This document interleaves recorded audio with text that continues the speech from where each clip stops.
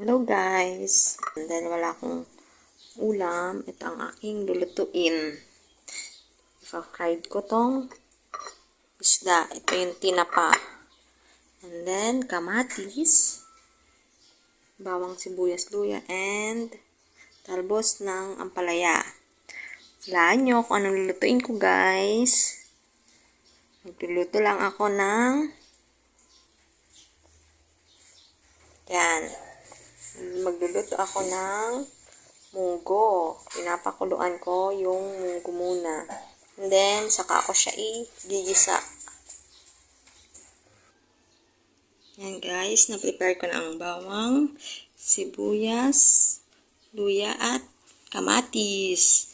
At ito, tatalbusin ko na to. Para panglagay para may dahon yung munggo natin. Yan. Yan guys. Tanggalin na natin yung talbos ng ampalaya. Yan. Ang kukunin lang natin dito ay yung dahon. Yan. Yung dahon lang niya. Yan. Yung dahon lang ang kailangang kuhanin. Ito lang ilalagay natin sa ating lulutuing munggo.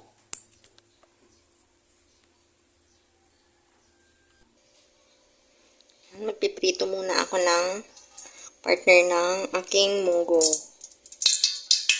Ito ko mo mantika. Yan, magpiprito muna ako ng tinapa. Yun yung ipapartner ko sa aking ulam na munggo. Yan, painitin muna natin ang kawali. Yan, mainit na ang kawali.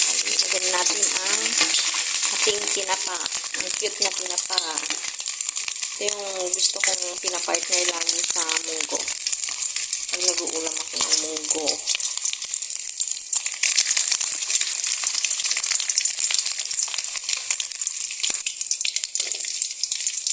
Yan. Lutuin muna natin. Bago tayong magluto ng munggo. Yan. Yan, malapit na siyang maluto, guys. Yan. Yan, mga ka-foodie. Pwede na siyang hanguin. Yan, hanguin na natin siya. Dahil luto na. Yan. Then, susunod na natin ay magigisa ng munggo. Yung iba hindi na nila ginigisa kasi mas gusto nilang din ng gisa. Pero ako mas gusto ko ng nakagisa kaya igigisa natin. Yan, maglalagay tayo ng bawang, sibuyas at luya. Yan, nilagay na natin ang bawang at sibuyas. Gisa muna natin siya. Yan. Gisa muna natin siya mga ka-foodie. Sunod natin ang luya.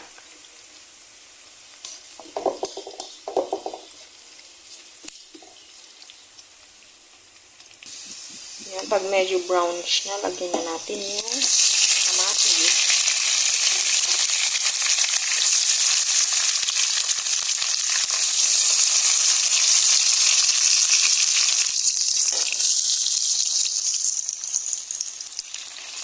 Yan, igisa natin.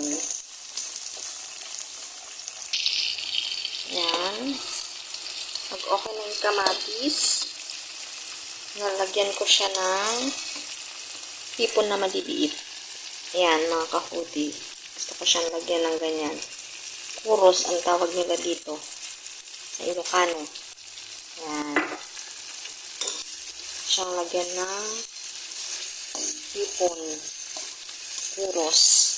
And guys, then, pwede na natin ilagay itong napakulo ang munggo. Yan. Ito na siya. Lalagyan na natin.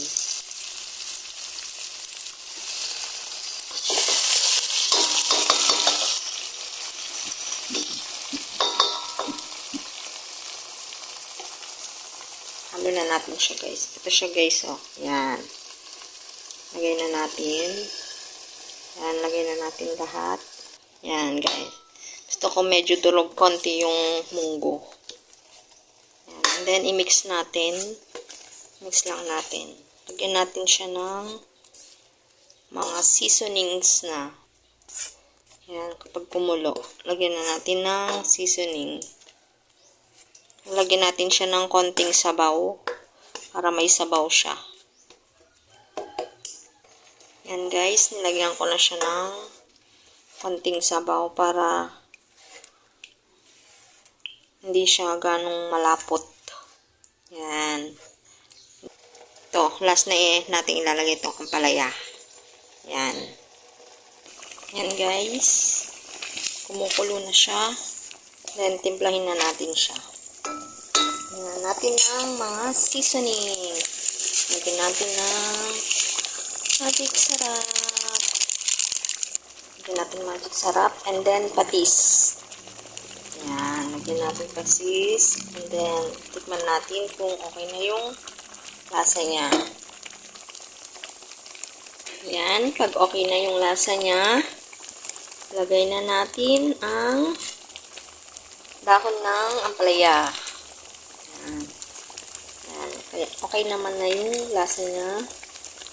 Lagay na natin yung dahon ng ampalaya. Yan. Lagay na natin. Munggo na tayo. Yan. And then, kahit patay na natin yung apoy niya, okay lang. Kasi, hindi kailangang pakulo ang maigi itong ampalaya. Kasi sa init pa lang niya is maluluto na siya. Dali lang siyang maluto. Yan. Luto na guys. Yan. Yan na yung finished product. Yan. Yan na yung munggo natin guys. Yan. Then yung tinapa. And then may prutas na mangga at saging. Yan. Ready na tayong kumain. Kain na tayo guys.